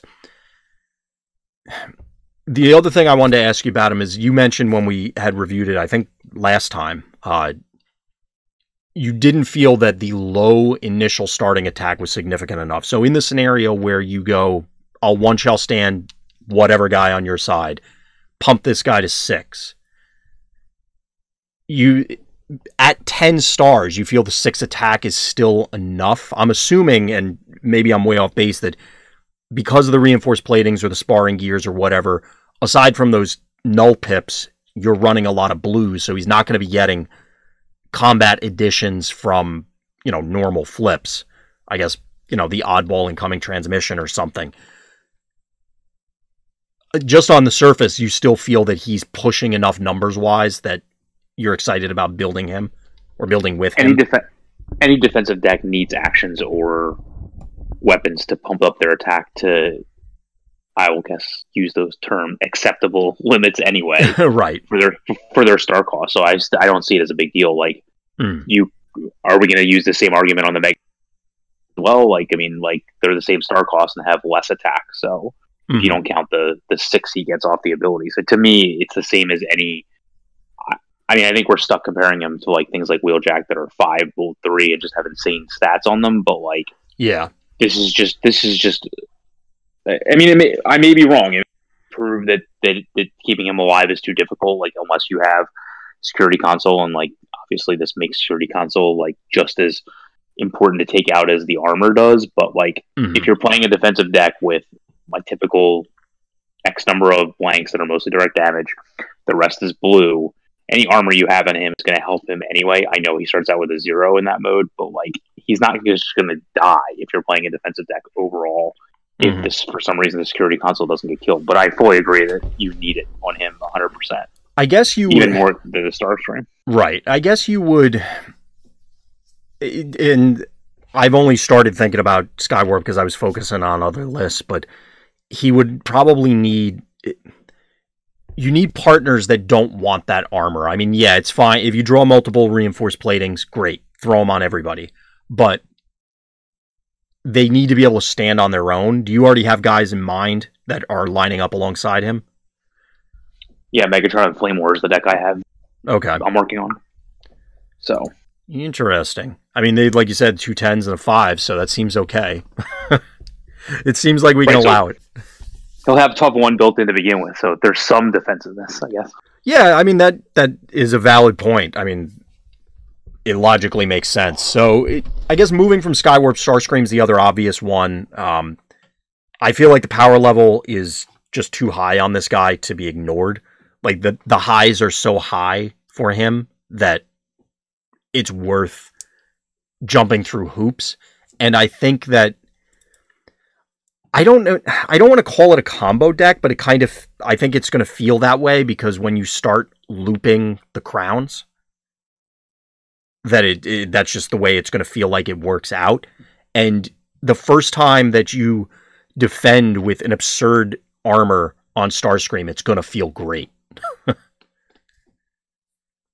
Yeah, especially if you have security console attached to it. To me, it's not like a combo deck. It's more like I guess it's a combo deck in the sense that, like, if you have him completely loaded up with the upgrades he needs to make all this stuff happen every turn, I guess consider that to be combo-y. Yeah. Like, you need the mining pick on him. Well, you don't need it, but you need a mining plan type situation on him. Right. You need the security console as best as possible, and you need the, if not, and or tough armor on him. But the difference between him and Skywarp is, as soon as you flip a crown, you always have that crown the rest of the game. And that's why, I mean, you had mentioned Skywarp only being 10 versus being 13, that I think the consistency for me, and maybe it's not quite playing with the fear, but it's, if I see a crown, you're going to have it. Like, that's the entire focus of the deck. You're going to do it. So that pushes me more into Starscream's camp, personally. Oh, I mean, I don't disagree, but I mean, to me, I truly believe that the Starscream deck will be on the level of Wave 1 Optimus decks, personally. I just feel like in the hands of a good player, and more specifically a good deck build, the deck will be just as powerful because he will, fully suited up, he will always have at least one crown all the time because of the way it works. Yeah, God, sorry. So what's that? 9 attack and 3 defense, or 4 defense at all times, right? I mean, that's better starting stats, right? Oh yeah, and that's you're not doing anything else. It just, once the ball gets rolling on this guy, I think it's going to be a very hard shell to crack. And that's just more points in his corner. I'm looking forward to trying it. I'm also dreading if it's wall-to-wall Starscreams. I don't know. I think it'll come down to how people decide to combat it. But I mean, the crown is a white and a green. Like, you can't have better colors on a card you want to flip every single combat. Yeah, exactly. And especially I almost can't believe they made it so easy to make this deck, to be honest with you. Yes and no. I know I've seen other people bring up that there is a I don't want to say it's the MO, but there is a underlying current of, well, here are the decks to some extent with more recent Magic sets. I think I'm okay with it in general because we do see a number of these other parts for things that, okay, well, here's a deck. You don't want to do a whole lot of thinking. Here's the deck. Oh, you do want to do a lot of thinking in deck construction. Okay, well, here's all these tools. And I think we have a good mix of both. Yeah, to me, the only thing, as I'm building the deck, the only thing to make, again, see the power level of Swindle when it's in play. Mm-hmm. And to me, with a character like this that wants all 3 types of upgrades on him, I just feel like it's an absolute necessity to play Swindle in the deck. But if you can get away without playing it, your options for 3-man teams increase significantly. Yeah. So that really, to me, is just a decision point. Fair. So aside from Skywarp and Starscream, we also both had another plane, and you were convincing me that you hated planes. So tell me about Windblade, because personally, I feel like she was forgotten. Oh, sorry, my dog came by and I heard a weird noise, and I wasn't sure what it was. It was the dog just rooting around and stuff. So since we saw Windblade so early, which of note, we also saw different artwork when she was first announced, like before we even got card text. I don't know. It feels like people kind of forgot about her. Obviously, Starscream feels like a much splashier, more impressive super rare. But I'm still pretty hyped about Windblade. We talked with Field Communicator and a number of other cards, being able to cheat the phases of a turn and get extra plays, or turn a phase into another phase. So you're turning your flip into a card play, or it should be a card play if you build the deck properly. She's a specialist, which allows a whole bunch of additional tools. For me, I like that she's a plane, and one that I don't feel awful about actually sleeving up if I was trying to do planes. I think there's a number of different avenues for Windblade. I'm assuming you are going down the I just want to play all the free stuff route. Yeah, but do you want to play devil's advocate and tell you why I think people aren't as hyped on her? Why is that? Okay, one, she's super rare. Well, yes. It isn't Starscream, as you mentioned, and isn't exciting, quote, like a triple changer, even though I think she's better than both of them. I definitely think she's better than Springer, but we'll talk about Blitzwing once we get there. I actually think it's Field Communicator that hurts her, because I think her ability would have stood out as being more unique, of actually being able to play an extra card. Oh, you mean from a popularity perspective? Right, like, yeah, because the card she can play on the top has a draw. Typically, it's going to be less powerful because of the dual pip nature of it. So the fact that Field Communicator can play any card means you can pretty much get her ability out of an upgrade, and I think that might hurt why people think she's not as good. I'll just play both and play 5 cards this turn instead of 2. Exactly. So the fact that she's also a specialist is wild to me. We talked about it before. I mean, I'm looking at Skywarp right now. There's just so many good specialists now. But I think the fact that, like, what I mentioned when we talked about Field Communicator, like, setting up what the Field Communicator plays is obviously 100 times more important with Windblade, because she can't just play everything off the top. So you have to focus on that ability in turn before you focus on the Field Communicator ability, for example. So that's one issue. I just think she's going to be difficult to sequence correctly. I think for people, see it as like, oh, her bot mode ability against combiners isn't going to matter because people don't think combiners are very good, which I don't necessarily disagree with as it stands right this second. But the number one most important part of that ability is it's 6 attack on a 12 drop, which is only 1 less than Nemesis. So, like, who cares? Like, to me, that's not significant. Although I was literally just saying this about Skywarp, and he's less stars, and he was only 6. To me, that is also very significant because, like I said, for the most part, most of the planes that we've seen have kind of abysmal stats. On the other end for her, though, I'm excited that she has 2 defense in both modes. 2 is just something I'm always looking for, because if you're playing more defensive centric, suddenly you're preventing 4 if you flip 2 blues, and on a double-digit health character, that goes a long way. Yeah.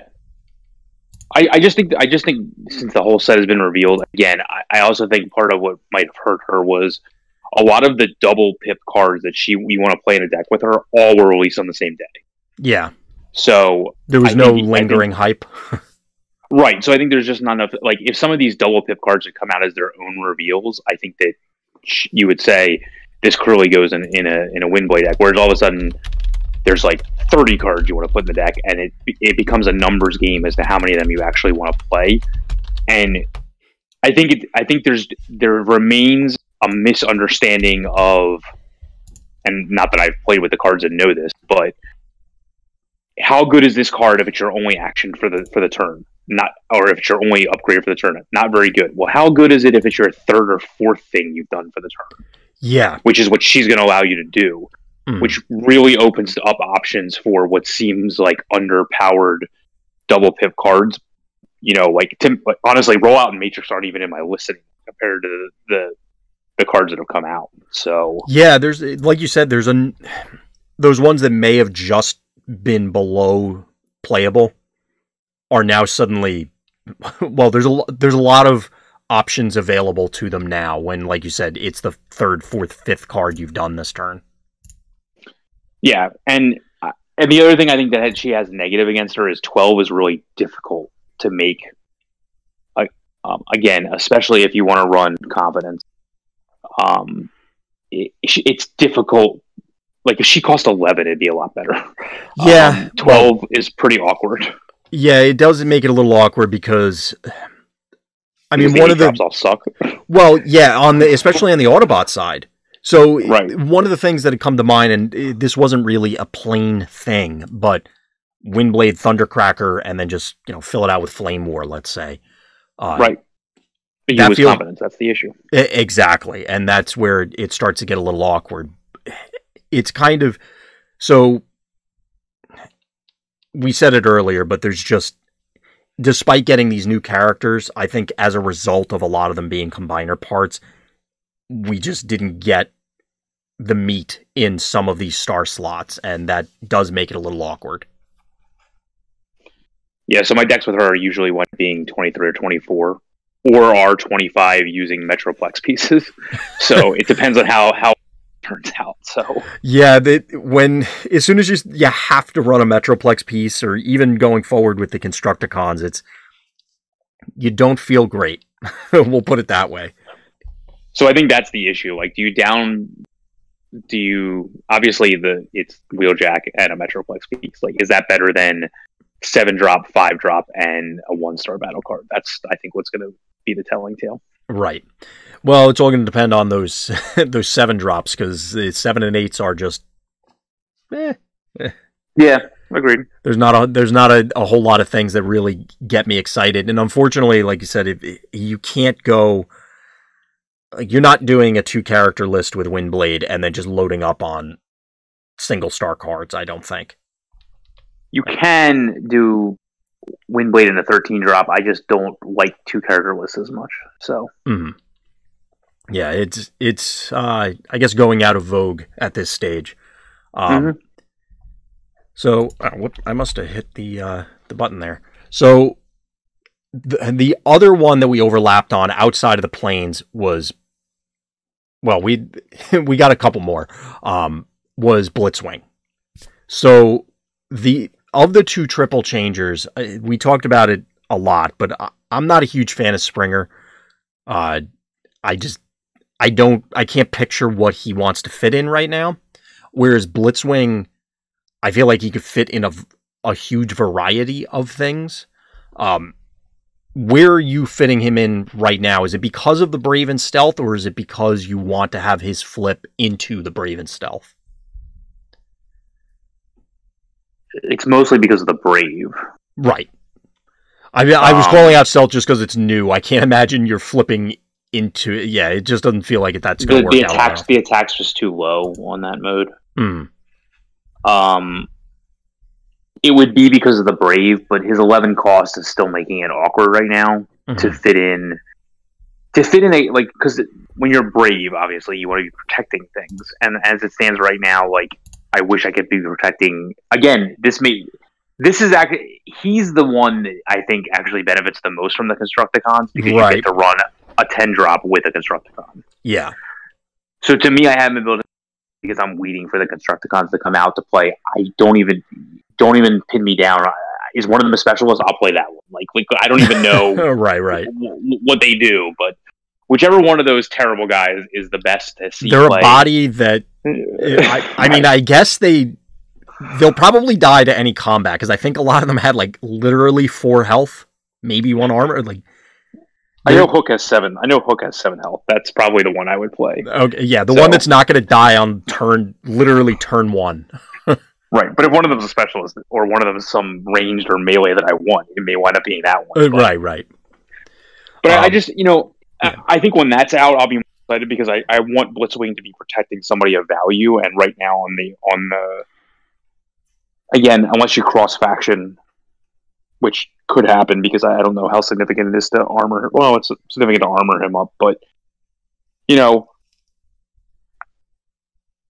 we'll see. I mean, I think the hunker down ruling superior plating helps him a lot. Yeah, I agree. So, I kind of want to try him out with Slipstream just because of the redundancy of they both want multiple different types of pips. I'm always on the lookout for an excuse to play the Slipstream I have, and there are a number of cards in this set that care about you playing different pips or flipping different colored pips. So in that scenario, you get your 8 and 11. They're both Decepticons. The problem is the 6-drop slot is also bad, but you could always go Flame War, Leap of Faith. mm-hmm. I don't know if that's good enough, because then even if you live the dream with Slipstream, it's, okay, you have 7 attack, congratulations. Blitzwing has 6 attack, thumbs up. I don't know if you're doing enough. Like, you're going to mess with your opponent's combat map because of the Brave, and obviously you'll have the extra tough again, like you were saying, the armoring up Blitzwing in one form or another will help him with the Brave, but I don't know if it's doing enough things that you care about. And if you ever whiff with Blitzwing, you're going to feel real bad. Oh, when you attack? Yeah, like if you whiff on the bot mode and don't get to transform into tank and you're just hanging out there with 0 defense, it's going to feel bad. Yeah, that's why I see Hunker Down as the best option, personally. Oh, yeah, it would definitely make the cut in this for all the obvious reasons. It's I just want to throw something else out there, because like I said, it's an excuse to try and find homes for Slipstream. Plus, now that we have green pips, I feel like Slipstream, and there are a lot of Weave 1 characters that I'm revisiting because I think they got a boost from the new set, obviously. Yeah, it's fair. Yeah. One of the other overlaps was, moving from there, was Bumblebee and Megatron. That, kind of like Swindled and Confidence, they're just mirrors of each other. I don't know. This feels kind of obvious that they're gonna see play somewhere. Bumblebee, I think you've even said publicly, is already, you're looking at replacing Super Rare Bumblebee with this guy. Yep. Are you... Megatron, I'm assuming, is spawning other stuff aside from the list that you had mentioned earlier. Is there anything off the top of your head that you're real excited to try these guys with? Aside from those. It's getting the superior plating onto Megatron. It's smoothing out your draw by pitching redundant upgrades. It's real controlling type lists. He still has a huge amount of... It's still a huge health pool, huge defense in alt mode, and it's basically just getting the ability to play more cards immediately. He's just very good. I mean, to me, like, you know, he's the 10 that I want with Blitzwing and this random Constructicon. He's the 10 that I want with Skywarp and Flame War. Like, he's the 10 that I want most often. Yeah. In any random list like that. Just because, again, he's another flip density card. The one thing I'll say about him is that I do like attacking with him in bot mode to pitch the card and draw 2 cards, but I like defending with him in tank mode. So he's going to be vulnerable for a turn. Usually, like, you don't want to attack in the tank mode. But hunkering down with him when he's in bot mode is even better than a 3-for-1, because you gain a point of defense. You're able to play an upgrade. You're getting back an armor. It's just an insane value. Yeah. And when you hit that superior plating, it's going to feel great. Oh, yeah. Mm-hmm. Turn 1, I'll pitch superior plating, draw a bunch of cards. Oh, look, I drew a hunker down. LOL. Yep. Just like, it's going to be ridiculous. I know, and I'm going to bring this one back up because it's fun to be a little self-deprecating. I didn't like Megatron initially when he was first revealed, but it was I can see where this guy's going to become good. I just want to see more stuff that he's good with. And man, there's a lot of stuff that he's good with. We'll put it that way.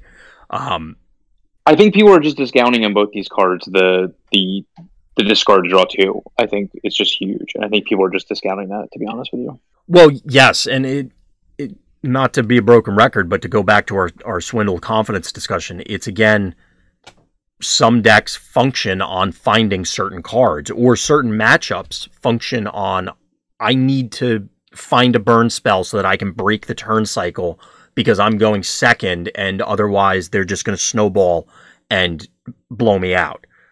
Well, now you're digging extra cards to go find the thing that you need, whatever it happens to be. And plus, as you mentioned with Megatron, yes, he has lower defense in bot mode, but as I was mentioning with Windblade, 2 defense is kind of a good target for a lot of things, because especially early on in the game, so if you go first with Megatron, swing in, their first attack, they're only getting 1 buff for it, soaking 4 of that, assuming, again, heavy blue, between your defense and then flips, assuming there are no other things that influence it, is a significant amount. Like, you buy, and again, not more broken record stuff, but like we were talking about with Steamroll, that it's turning things from maybe 2 turns into 3, or 1 turn into 2, and now you're extending the game and forcing your opponent to have certain resources that they may never see or may not be running because they just can't do whatever the thing is in the certain amount of time. And since in both these situations, your best action card you can play in the deck also transforms and flips your character and gets you additional value. Yeah. The flip, it doesn't even cost you like the flip for the turn to flip back into the mode that you want to defend in. So like, to me, that's why these are both very powerful, because specifically the cards they want for the alt modes they possess, I guess, for lack of a better term, are what you want to be getting by pitching cards and going to draw 2. The pitching a card and draw, obviously a combo with the Megatron, because that's what Hunker Down does, get things out of your scrap pile. So it's an obvious combo there, especially with superior plating. Yep. But even with Bumblebee, you're just digging deeper to get to start your engines, which is what you absolutely want in every, like, you want it as much as possible in every single card deck. Yeah. So, if you don't have it, you're digging to go get it. So both these cards are amazing to me. Yeah, and I'm looking forward to definitely trying them out. I'm very curious to see, I mean, you were describing some Skywarp builds that you had that included Megatron. I'm very curious to see where each of these land outside of these initial ideas. Like we said, Bumblebee is probably going to wholesale replace old Bumblebee, super rare Bumblebee. Megatron is going to find a home, but what are those other parts? I'm very curious to see where they shape up. Yep. So the other 2 that were on my list, one of them was Razor Claw, and that was kind of the stretch guy. I was working really hard on Blur, and then I couldn't really get something to blur. But the one I want to tackle first is actually Dreadwing, which is the combiner that I feel is, oddly enough, the best one. Would you agree, Scott? Dude, like, if you had to rank all the combiners, is he at the top? Right now, yes, because he's the easiest one for me to wrap my head around fitting in other decks. So yes. I say it's strange that he's the top one, because I don't. When I say combiner, I mean, we said in the reviews that that's not the guy that I think of, and I mean, even Wizards said that themselves, that the last combiner is not somebody that you're going to think of. Well, that's absolutely true for Dreadwing. However, the fact that he just does it seamlessly, the combination, and then you're not in a position that it was, well, I'm going to race to being a combiner, and now I need to race to make sure that I end the game before you just all in my one big dude. You're still going to have another character, assuming that your opponent doesn't kill him, and you can do it early enough that you, I guess, have time to take advantage of being combined. Right.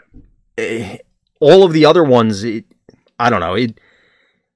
Getting 2 weapons, even if you don't live the dream of 2 Energon axes, it's just, okay, well, I have 2 weapons, or I have 2 reinforced platings, or I have 2 whatevers. It feels so simple to do it, and then you can just, oh, by the way, I have all these other stars to do whatever I want with. And it's not going to just be, I have a bunch of, not garbage, but mostly garbage 5-star characters combining into now a gigantic bullseye, and then I just croak. Yeah, I mean, you gain an attack in the first cycle, so that's what I like about it. So Exactly, yeah. You had gone through and elaborated on that, and we also talked about it last time because of the way the ruling works out for some of the timings on the attacks, and then obviously it isn't as nuts as we hoped for I Still Function, but it is what it is. You can't have everything. Mm-hmm. Right now, I'm most excited about this combiner. As an aside, what was what is your number 2? Do you have the combiners mentally ranked? From a deck archetype or from actually combining and wanting to combine? I guess I would say from a deck, because obviously some of them, I'm assuming you're alluding to the Sentinels, may not really need or want to combine. Right, my Sentinel deck has like 1 Enigma in it, so like to me, the Sentinels are the second best combiner from that perspective. Even when he's in play as well, I just think they make the most synergistic deck as well. Right. But I think the aerial bots with Superion are I think an aggressive aerial bot list with a lot of direct damage. I really like what's it called, the Inferno Breath in that deck as well. Oh yeah. Because basically, like on that last turn, when you have more guys than your opponent because you're playing a 5 wide deck, like tapping my guy to do 3 is probably going to be more. Yeah, a lot of them have 1 or 2 attacks, so yeah. Right. So, to me, I think they can make an interesting build as long as when you combine a Superior on that 3 damage and it gets to do somebody, kill somebody. As long as you can arrange it, and I don't think it'll be very difficult. I think that's going to be a solid deck as well. I think he has to kill somebody, or it's not going to be enough. You have to kill somebody with a 3, and then hopefully kill somebody on your attack. Yeah. But that might be difficult to get both. But yes, I'm kind of a toss-up between Superion and Menasor, just because we've been talking about getting extra actions, but I think we can both agree that Predaking is the least exciting. Yes, I'm not in there. But speaking of Predaking, see the segue right into the Predacon that's on the list is Razor Claw. I know I made it sound like I was just kind of throwing guys on here, but I actually am kind of excited for Razor Claw because of the Bumblebee effect, that he is your sniper. Because the scenario I was thinking in my head was 10 cost, 10 aggressive 10 cost, aggressive 10 cost, Razor Claw. And it's Razor Claw should, air quotes, survive turn 1 if you're going second. Then you can get in with one of your aggressive guys. Or if you're going first, get in with one of your aggressive guys, hopefully cripple something. And now your opponent needs to make awkward decisions because no matter what, that guy that got hit for a lot is going to be exposed and vulnerable to Razor Claw. No, I agree. That's good. So it's whether that's a thing specifically in the context of better than the best orange deck Insecticons, I don't know. But it does give you a different way to go at it because you could have a 3 wide with 2 sizable guys. I mean, the joke thing I had in my head was Grimlock, is it the uncommon Starscream, the one with Bold 2? Whatever one has Bold 2. Oh, he costs 11 though. No, does he? The common one has Bold 1. Okay. You went the Bold one. So and then just run Starscream's Null Ray so that you could have Bold a bazillion on him and then just, try and get in there. Like I said, it was mostly a joke, but it was the first 2 10 cost guys that came to mind. You could naturally do Grimlock, Wheeljack, Razor Claw, Star. And then maybe that's a thing because you're just playing enough oranges. You lose the Sludge I Still Function. Maybe that's fine. It similar to some of the other cards, it just opens up options, especially paired with Grimlock, because now it's okay. Well, I can get in with, say, Wheeljack, get in with Razor Claw on something that you're not expecting, and now the Grimlock turn becomes incredibly awkward for you. No, I agree. So, like I said, I wasn't throwing Razor Claw on there just for the sake of it. It was just something that we did agree on a lot of things, and I thought it would be more interesting to have a different card on there also. Fair. Oh, Orangitis is saying in chat, full blue Predacon. Yeah, that's kind of where I was thinking they would have to go. That was my initial thought. I think a lot of the combiners are going to end up being orange, but it's going to take some playthroughs to see. So that closes out our top 10, or top 5 list, rather. 10, technically, I guess. Whatever. Our closing section this time around was Scott had put out feelers for listener questions, and if anybody out there listening or watching wants to have questions on here brought up, definitely hit us up. Contact information is going to be in the show notes, and it's also on stream. I know we do still have an outstanding question about Limited. That question came in kind of around the beginning of Wave 2 spoilers, so naturally everything's out the window on that front, and it's also probably an entire show talking about Limited as a whole. So, Scott, I know you got at least one question. So, what is our lingering listener question? We're running late, so there were a few questions we'll have to get to next time. But one of the questions that Joe from Wreck and Roll asked was about a combiner-only format they wanted to form, and what would we think about it, and what kind of rules would we make? Oh, combiner only, as in you're going to only use combiner parts and then combine? Well, that would, like, he wanted to let's just call the format Combiner Wars for the sake of it. Like, how would you make that? How would you make that format, and what would you enjoy it?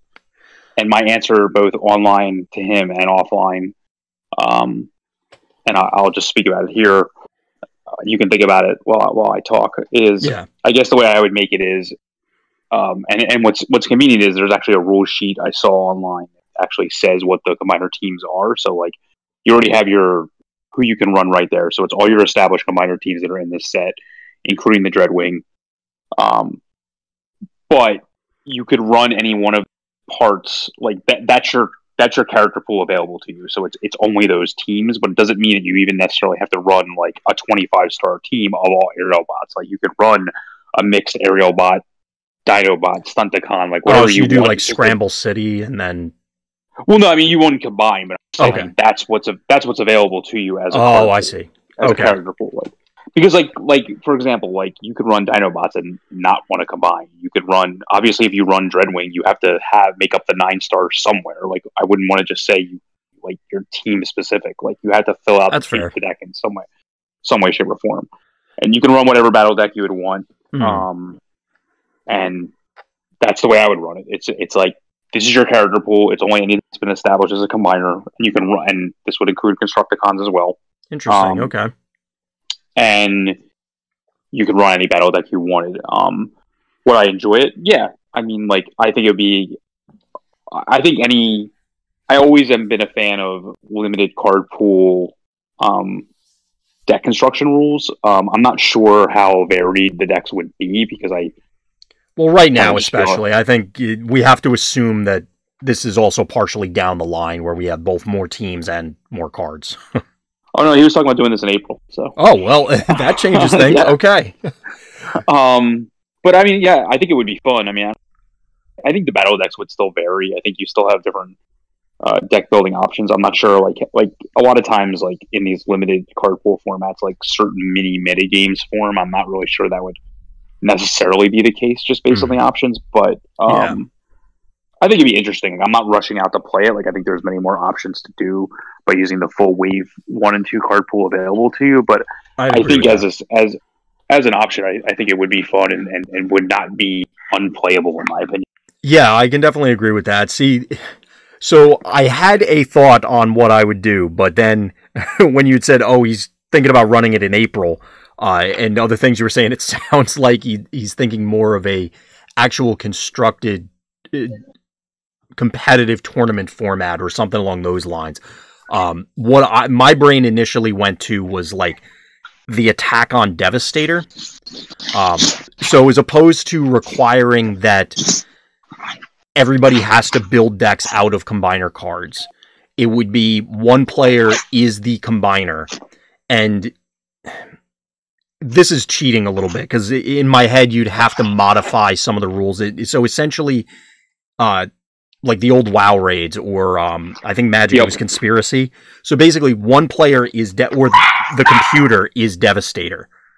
Devastator, instead of having whatever health he has, that was 50 something, he starts out as the Constructicons, but then eventually, based on certain in-game criteria or triggers, he'll combine. Or if a player's playing, you just hit the Enigma, and then he actually has like 100 health. But it's multiple players against the combiner.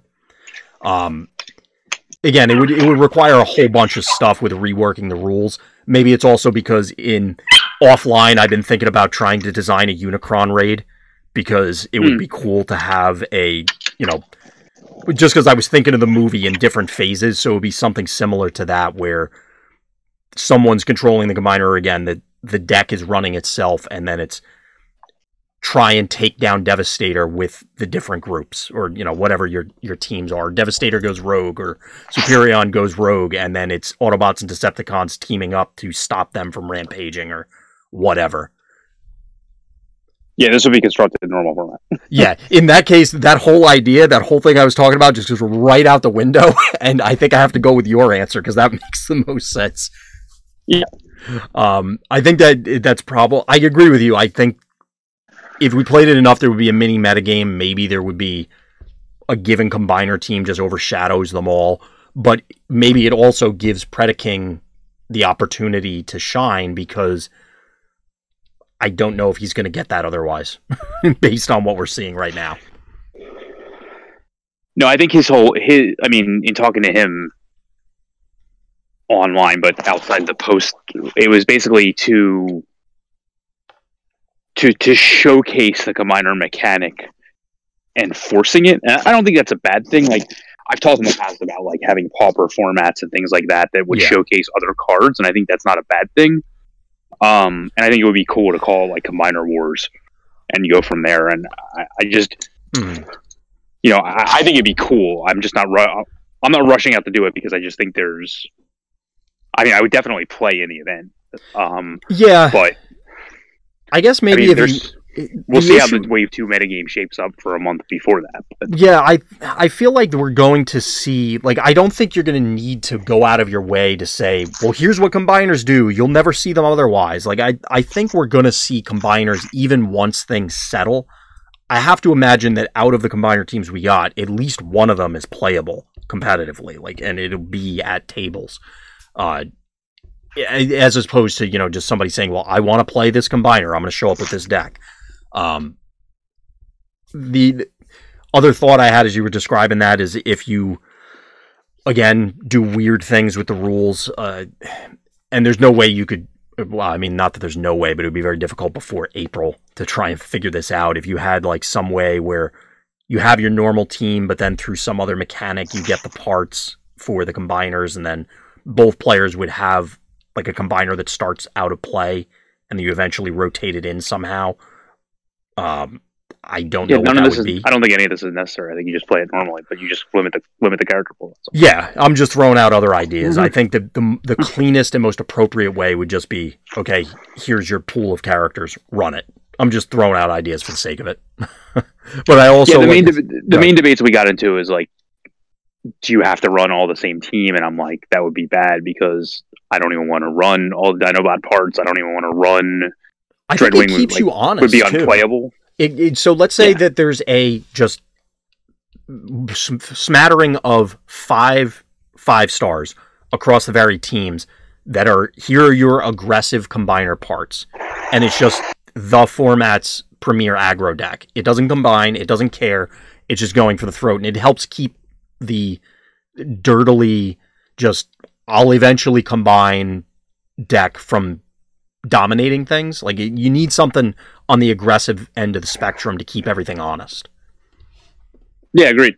So I don't think that it would be unreasonable to just do exactly what you were suggesting and just go. Like, here's your legal cards for characters. Any battle card, have at it. Give me your best shot. Yep. So we'll go with that. I'm going to take Scott's answer. I'm going to lean over his shoulder and get the answers from questions 1 to 10. and we'll go from there. So it might be longer than our other show, so we're going to wrap it up at this stage. Those other questions, Scott, we'll definitely hold on to for next time. So again, if you would like to submit some questions, definitely reach out to us. Contact information and all that fun stuff will be in the show notes. Any other closing thoughts, Scott, before we close up and start cracking packs in a couple days? Well, a day. No, I mean, by the time you hear this, just know that there'll be a full slate of videos and articles, more educated, I guess you could say, now after we've had like at least one giant playtesting session that we're doing on Saturday. So definitely stay tuned to the YouTube page as well as the main website for articles over the next week. Yep. And two. Well, I don't have anything else to add, so I appreciate everybody that's watching, everybody that's listening. Check out the stuff in the show notes so that you can find us, and check out the other content that Scott was referencing. And that'll kind of do it for us, so tune in next time for more Random's Thoughts.